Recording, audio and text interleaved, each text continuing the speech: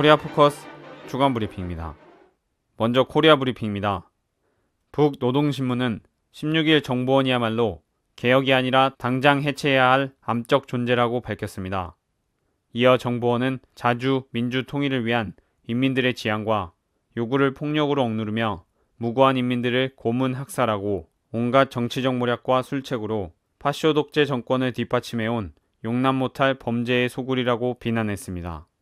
또 남조선 집권 세력이 정보원 개혁을 떠들면서도 그것이 정보원의 몫이라고 우기는 것에 대해 이는 고양이에게 생선을 맡기는 격에 어처구니 없는 짓이라는 것이 남조선 각계의 주장이라고 전했습니다. 17일 개성공단 종합지원센터에서 열린 개성공단 4차 실무회담에서도 남북이 합의서 채택에 실패했습니다. 김기웅 남북협력지구지원단장은 우리 측은 재발 방지를 실제로 보장하고 개성공단을 발전적으로 정상화할 방안이 합의서에 담겨야 한다고 주장했다고 밝히고 북측은 개성공단 재가동 등 기존 의견이 담긴 합의서 내용을 반복했다고 주장했습니다. 박철수 중앙특구개발지도총국 부총국장은 개성공단 재가동과 정상화를 놓고 양측이 입장차가 있다고 밝혔습니다. 남북은 오는 22일 개성공단에서 5차 실무회담을 열기로 했습니다. 북법률학학회가 19일 코리아전에서 미국이 위반한 국제법에 대한 비망록을 발표했습니다. 법률학학회는 미국은 주도 세밀한 북침 공격 계획에 따라 1950년 6월 25일 새벽 4시 38도선 전역에 걸쳐 공화국 북반부에 대한 불의의 무력 침공을 개시했다고 밝혔으며 미국은 저들의 군대와 추종국가 군대들을 대대적으로 조선전쟁에 들이밀기 위한 유엔 안전보장이사회의 결의를 날조해냈다고 비판했습니다.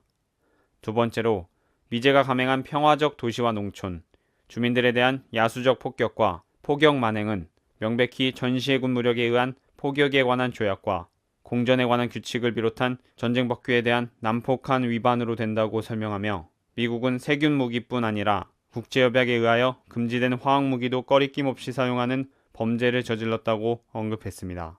끝으로 학회는 국제법에 의하면 전쟁 범죄를 범한 국가는 응당 그에 대하여 책임을 져야 하며 여기에는 시효가 적용되지 않는다고 밝히고 미국은 전범 국가로서의 책임을 다해야 할 회피할 수 없는 의무를 지고 있다고 강조했습니다. 북은 19일 대외용 라디오 방송인 평양방송을 통해 남코리아 정부가 전시작전 통제권 전환 시점의 재연기를 미국에 제안한 것에 대해 반민족적 범죄 행위라고 비판했습니다. 이날 방송에서는 괴뢰패당이 전시작전 통제권 전환 시기를 더 연기함으로써 미제의 남조선 영구강점에 구실을 마련해주고 미제와의 군사적 공조를 더 강화하여 북침 야망을 기어이 실현해보려는 것이라고 지적했습니다. 또 이승만 전 대통령이 1950년 7월 메가더 유엔군 사령관에게 남코리아군의 작전지휘권을 넘긴 사실을 거론하며 이번 전작권 재연기 제안을 이승만 역도의 반역 행위와 조금도 다를 바 없는 또 하나의 반민족적 범죄 행위라고 비난했습니다. 이어서 남코리아 브리핑입니다. 검찰이 16일 전격적으로 전두환 전 대통령의 미납 추징금을 집행하기 위해 시공사 허브빌리지 등 10여 곳을 압수수색하고 전 대통령의 자택을 찾아 재산압류 처분을 진행했습니다. 도서출판 시공사는 전두환 전 대통령의 장남 전제국이 설립한 회사이며 허브빌리지는 그가 소유한 야생 화단지입니다. 전제국은 조세회 피처의 페이퍼 컴퍼니를 세워 비자금 은닉 의혹을 받고 있습니다. 전두환은 비자금 사건으로 2205억 원의 추징금이 선고됐으나 17년 동안 533억 원만 변제했습니다. 한편 국회는 지난달 공무원 범죄에 관한 몰수특별법 개정안 전두환 추징법을 통과시킨 바 있습니다. 2007년 남북정상회담 대화록과 관련 여야 열람 의원들이 지난 15일과 17일 국가기록원을 방문해 NLL, 북방한계선, 남북정상회담 등 7개의 검색어로 검색을 실시했지만 원문을 찾지 못한 것으로 전해졌습니다. 18일 국회 운영위에서 새누리당 황진아, 민주당 우윤근 의원은 국가기록원이 대화록을 보유하고 있지 않은 사실을 밝혔다고 알렸습니다. 민주당 배재정 대변인은 대화록 부재가 확인된다면 국민적 의혹의 눈초리가 국가기록원을 관리해온 이명박 정부로 쏠리는 것은 너무나 자연스러운 일이다. 불법 민간인 사찰은 물론이고 국정원을 댓글 부대로 전락시키고 댓글 증거 자료마저 은폐 조작해온 이명박 정부가 아닌가라고 밝혔습니다. 새누리당 민현주 대변인은 일각에서는 노무현 전 대통령이 임기가 거의 끝나갈 때인 2007년에서 2008년 초 대화록 폐기를 지시했고 그때 폐기된 것으로 알고 있다거나 당시 청와대가 대화록을 폐기하는 대신 봉하마을로 가져갔다는 얘기를 들었다라는 등의 사실 여부가 확인 안 된 증언들이 나오고 있다고 지적했습니다. 17일 국회의원 회관에서 열린 혁신과 정의의 나라 정례 포럼 강연에서 윤여준 전 환경부 장관이 지금까지 드러난 박 대통령의 통치 능력으로 봐서 하반기 이후 내정을 다스리는데 힘들지 않을까 걱정스럽다고 밝혔습니다. 또 인사 문제도 상당히 박 대통령을 괴롭히는 문제가 될 것이라며 윤창중 전 대변인의 임명 과정과 사건 사고를 처리하는 모습을 봐도 인사 문제가 심각하다고 우려했습니다. 정보원 문제에 대해서는 국가정보원의 선거 개입은 우리나라 민주주의의 뿌리를 흔드는 것이고 이건 2007 순회회담 회의록 공개, 안보의 문제인데 청와대가 침묵할 일이 아니다라고 강조했습니다. 청와대 안보라인의 육참 출신들을 대거 등용한 것에 대해 윤 전 장관은 북한과 전쟁하자는 것이냐라고 비판했습니다. 민주노총 7기 위원장 사무총장으로 분열과 패권은 이제 그만, 민주노총 바로 세우자라는 슬로건을 내건 신승철 전 민주노총 부위원장, 유기수 건설연맹 정책실장이 당선됐습니다. 신 위원장은 당선 소감으로 우리 내부에 존재하는 차이는 있지만 위원장이 된 저로서는 그분들과 함께 마음의 벽이 열릴 때까지 계속 함께 할 것이라고 전했습니다. 그러면서 동지들이 투쟁하든 내부를 운영하든 갈등보다 대립보다 대화하고 의견을 모아내는 위원장이 되겠다. 함께할 투쟁을 크게 만들 것이라며 권한은 나누고 책임은 제가 지는 그런 위원장이 되겠다고 밝혔습니다. 민주노총은 이날 하반기 공공부문 민영화 저지 투쟁으로 나서자라는 특별 결의문을 채택하고 8월 말 9월 초 철도 동지들의 파업 등 총력 투쟁을 중심으로 하반기 투쟁의 전선을 벼르고 단결과 연대의 기치로 다시 일어선다며 민영화 저지 등 하반기 투쟁은 정권과 노동계급의 숙명적 대결의 방향을 가를 첫 전선인 바 모든 역량을 결집해 총력 대응에 나설 것이라고 밝혔습니다. 경찰이 19일 김을수 의장 권한 대행을 20일 범민련 남측본부 김세창 조직위원을 국가보안법 위반 혐의로 구속했습니다. 17일 경찰청 보안수사대에 의해 김세창 위원이 체포된 것에 대해서 범민련 남측본부는 이명박 정권도 중병을 앓고 있는 김 의원을 체포하지는 않았다며 범민련 남측본부의 의로운 통일애국 투쟁을 와해 말살하려는 박근혜 정부의 반통일 반민족 탄압책동을 우리는 결코 좌시하지 않을 것이라고 밝혔습니다. 김을수 의장 권한 대행에 대한 구속영장 청구에 대해서는 18일 당국의 출두 요구에 성실히 응했고 증거인멸의 우려는 물론 도주의 우려도 전혀 없는데도 불구하고 74세 고령인 김을수 의장에 대해 구속영장 청구라는 반인륜적 폭거를 저지른 박근혜 정권의 잔악무도함에 경악을 금할 수 없다고 논평했습니다. 국가정보원 대선 개입을 규탄하는 네 번째 대규모 촛불 집회가 19일 서울광장에서 열렸습니다.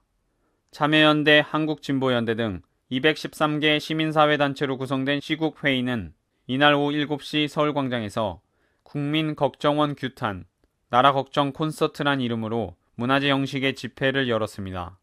이어 오는 23일에는 5차 촛불 집회가 열릴 예정입니다. 한편 대학가를 필두로 시작된 시국선언이 각계로 확산되고 있습니다.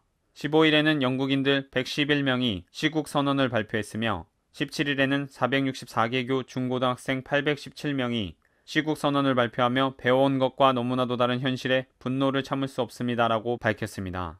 이와 같은 날 의사와 약사, 간호사 등 보건의료인 500명도 시국선언을 발표했습니다.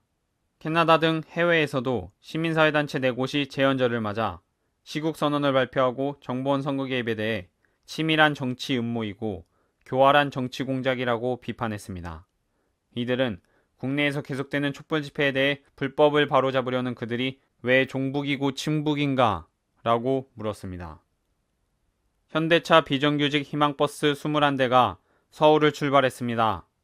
20일 오전 서울 덕수궁 대한문 앞에서 서울시 의회까지 길게 늘어선 17대의 버스와 먼저 출발한 4대에 탄 700여 명의 시민들은 현대차 비정규직 불법 파견, 사내하청 철폐 농성이 벌어지고 있는 철탑 앞으로 향했습니다. 서울 외에 전국 각지에서도 42대의 버스가 울산으로 향할 예정입니다. 주최 측은 서울을 포함해 전국 각지에서 버스와 열차 편등으로 울산 현대차 철탑 앞에 모일 인원을 2,500여 명으로 집계했으며 참가자들은 울산에 도착, 민주노총 결의대회에 합류하게 됩니다. 힘내라 비정규직 1차 힘모으기 행진을 벌인 뒤 당일 오후 10시부터는 현대차 울산공장 철탑문화제가 진행될 예정입니다. 끝으로 국제브리핑입니다.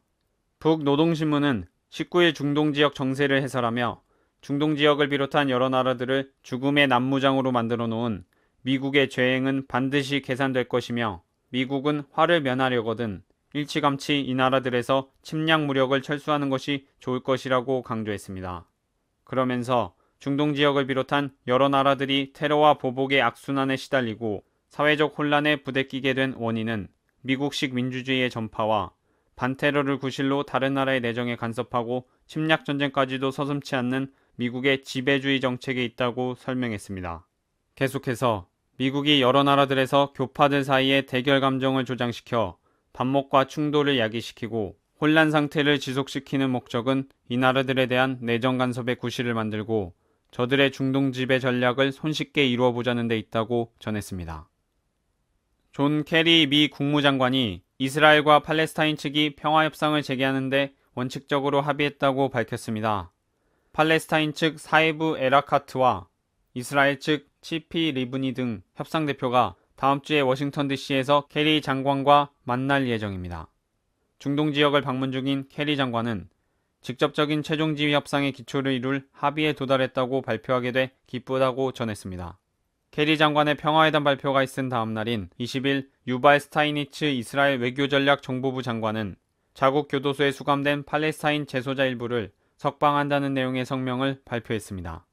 한편 유럽연합은 19일 서한지구와 동예루살렘 등 1967년 중동 전쟁 이후 이스라엘이 점령한 지역에서 활동하는 이스라엘 기관에 대한 재정 지원을 금지하는 지침을 공포했습니다.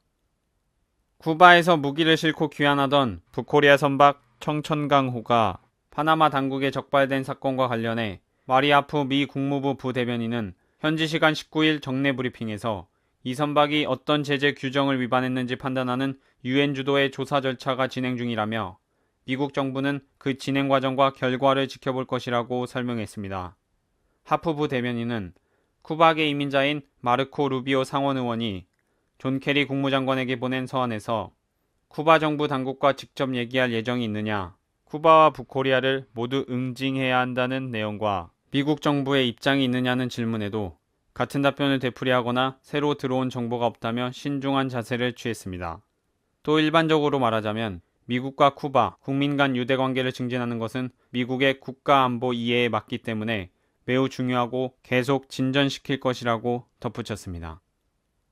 미 디트로이트시가 180억 달러, 약 20조 2620억 원 가량의 빚을 지고 파산을 신청했습니다.